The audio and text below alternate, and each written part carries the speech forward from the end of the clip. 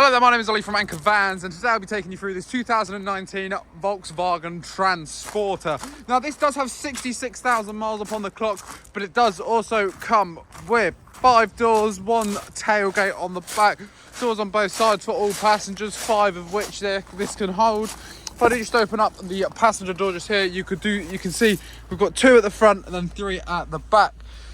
Now, this vehicle does come with pretty much everything. Not only does it come with heated seats for the driver and passenger at the front, it does come with cruise control, hands-free cooling, satellite navigation, app connections, radio, Bluetooth, parking sensors, reversing camera, automatic transmission, the lot. Now, I will just show you into the back as well. We do have 3 seats just here. I may just take a moment to notice that we do not have a bulkhead inside of this medium-sized van, which can improve visibility massively. This helps a lot with parking, manoeuvring, even things like changing lane on the motorway. Now, as I do just open up the tailgate here, you could also see that we do have a rather large area in the back as well for any luggage, load anything at all. This does come with cargo rings to tie down any load you may like, as well as it being somewhat ply line in the back as well.